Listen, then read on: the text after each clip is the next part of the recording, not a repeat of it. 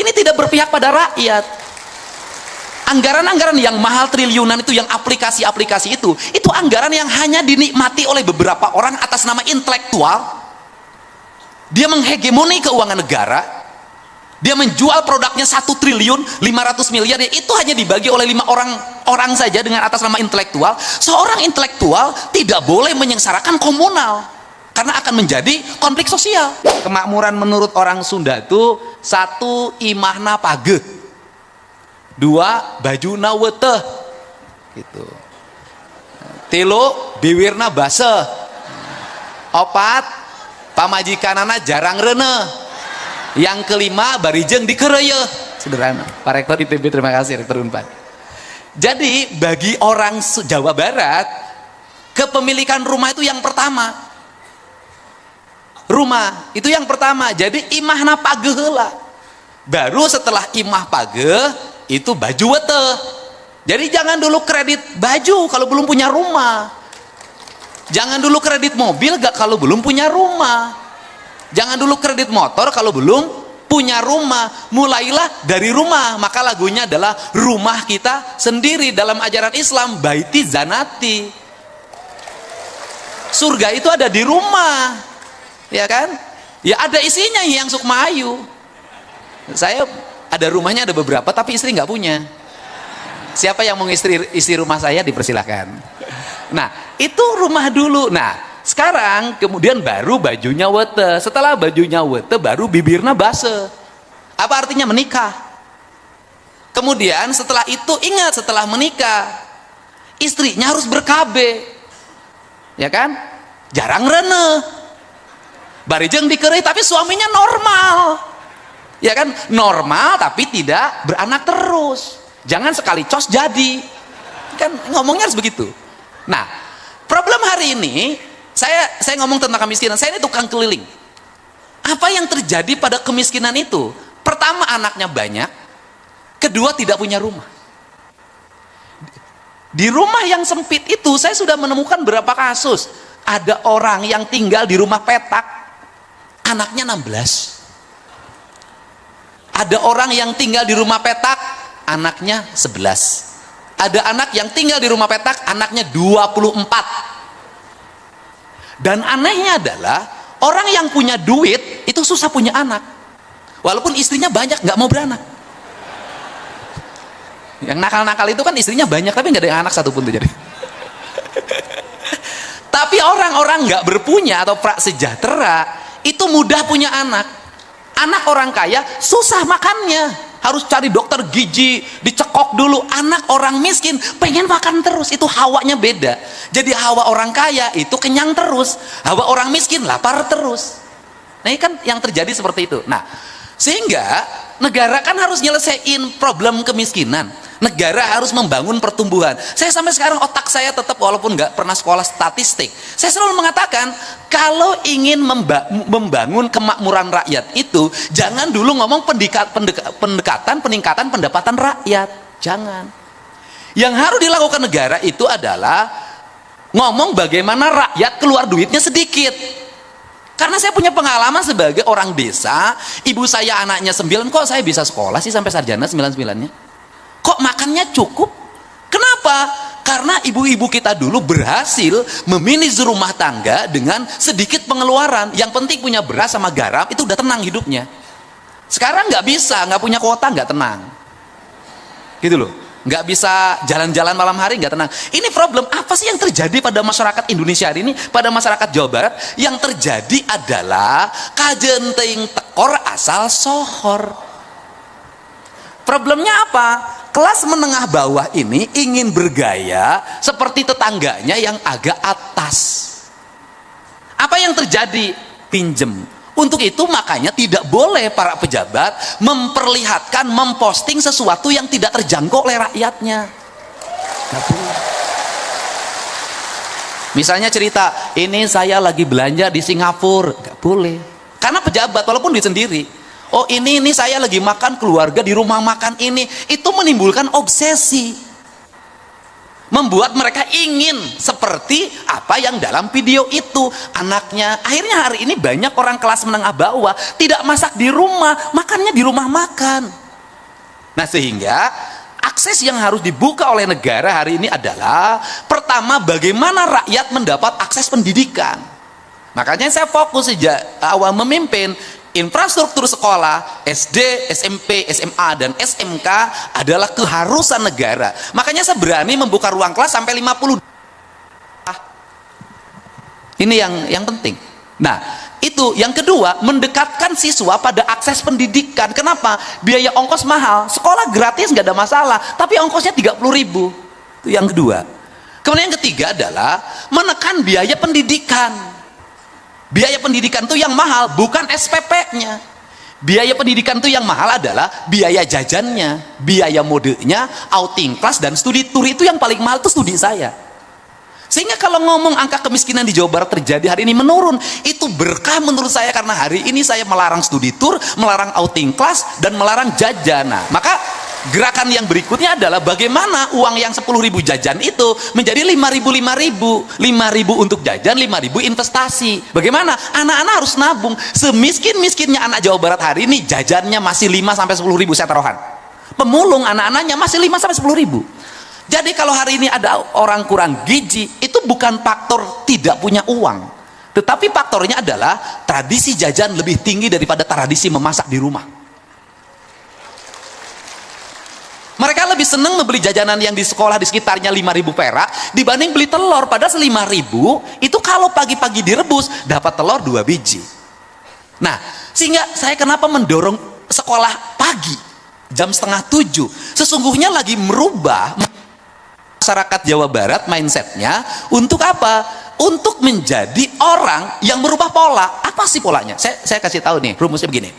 Kenapa anak-anak itu harus masuk 6:30? Agar mereka bangunnya jam 5. Kalau mereka bangunnya jam 5, maka orang tuanya akan memaksa tidurnya jam 8 sampai jam 9.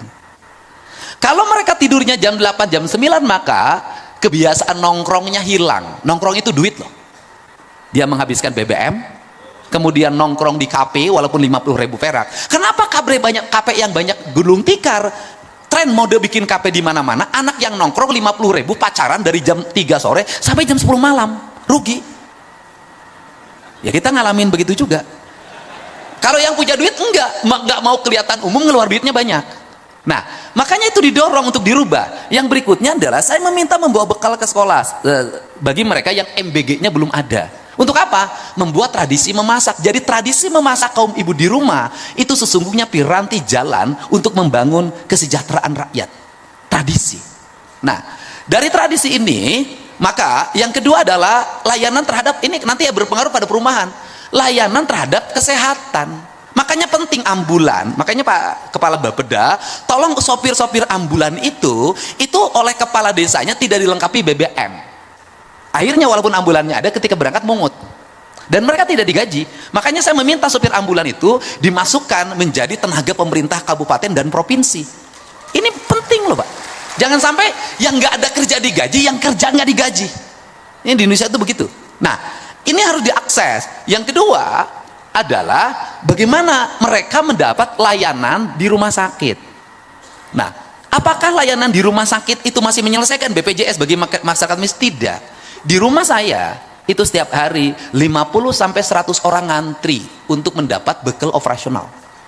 Makanya operasional gubernur diberikan ke sana. Kenapa? Pak, BPJS-nya sudah bisa Pak, kita free. Tetapi Pak, kan selama saya di rumah sakit suami saya nggak kerja. Berhenti Pak, anak di rumah makannya dari mana? Makanya perlu biaya untuk nungguin. Maka di Bandung saya sudah meminta kepada Dinas Kesehatan untuk seluruh rumah sakit yang menjadi rujukan dari daerah, kos-kosannya dikontrak oleh Pemprov. Kenapa? Mereka selama nungguin di sini bolak-balik ongkos berapa? Saya tiap hari itu menangani orang yang Pak kemoterapi, berangkat dari Bekasi ke ke Rumah Sakit Hasan Sadikin 750.000. Kemoterapinya nggak bayar Pak, tapi dari rumah menuju. Nah ini hadir lagi, negara hadir lagi menyelesaikan itu. Nah itu kedua diselesaikan. Nah kalau kebutuhan dasar masyarakatnya sudah terpenuhi, pendidikannya sudah free, kemudian negara keras terhadap sekolah untuk anak-anaknya tidak boros jajan, mereka menabung, saya yakin mereka punya masa depan, mereka punya akses rumah. Nah, karena itu maka pada waktu gelombang demonstrasi kemarin, saya sudah punya tradisi dari dulu sejak bupati, saya memutuskan Provinsi Jawa Barat untuk memberikan jaminan bagi seluruh pekerja informal di Provinsi Jawa Barat. Gojek, kuli bangunan, kuli nyangkul, pemulung, pembantu rumah tangga, dan seluruh komponen lainnya yang dia non ASN, non pengusaha, non TNI, non Polri, non anggota DPR. Untuk mendapat asuransi ketenaga kerjaan. Tujuannya apa?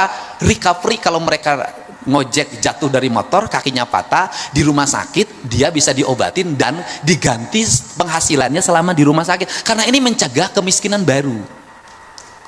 Nah, maka dalam sistemnya, Kepala Bapeda saya sampaikan, kan sekarang tuh lagi daftar nih orang dari kabupaten, dari mana-mana, nanti kerjasama dengan bupati, wali kota. Sistemnya itu harus dimasukin akses terhadap KUR perumahan.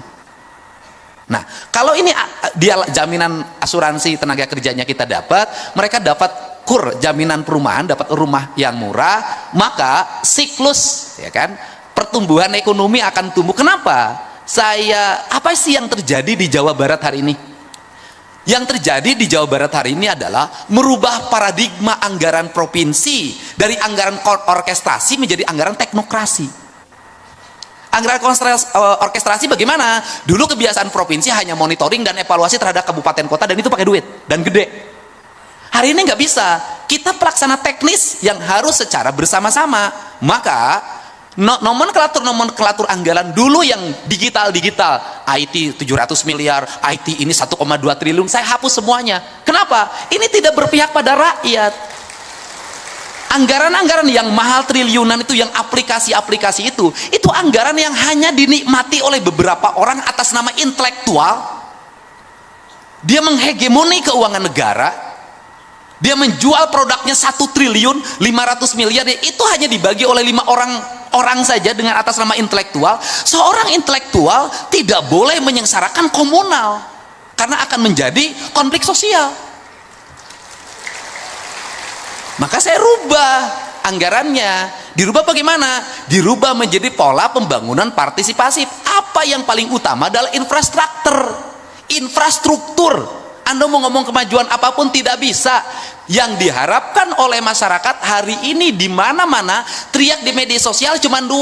Pak Dede, jalana goreng, Pak Dede.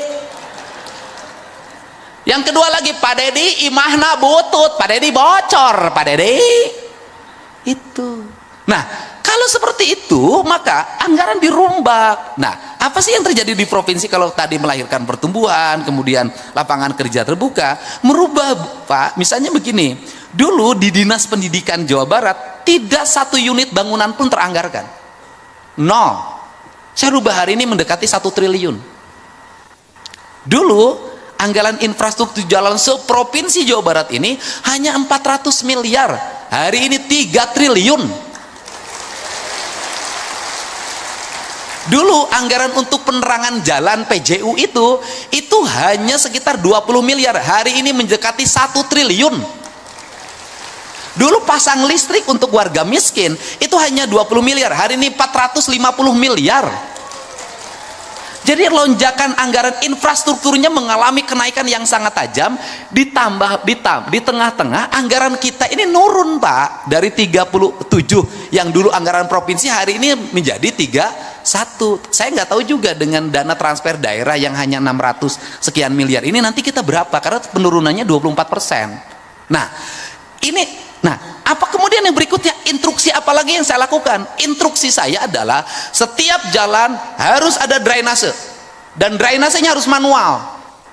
Kenapa saya milih drainase manual dibanding pabrikan? Tujuan saya adalah agar ada kuli bangunan. Tetapi masih ada kelemahan, pemborongnya masih akal-akalan. Akal-akalan di mana?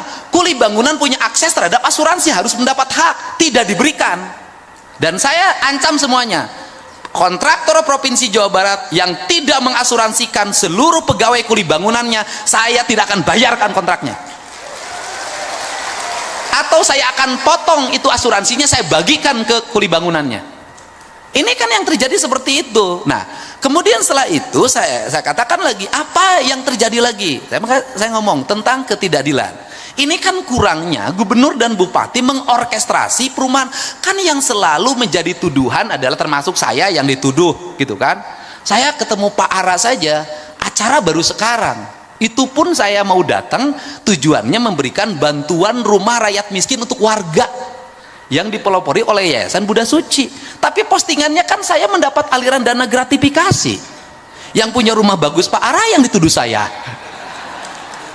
Lah, tapi kalau saya langsung jeblaknya saya jawab, justru saya ini adalah, kalau saya bertemu dengan para konglomerat membangun perumahan di Jawa Barat, ingat, dalam setiap perumahan yang dibangun ada kekayaan yang diambil, ada peningkatan pendapatan para konglomerat yang diambil. Justru saya mau balik, harus membangun 1 atau 2 kampung yang rumahnya tertata, yang itu diperuntukkan untuk orang miskin.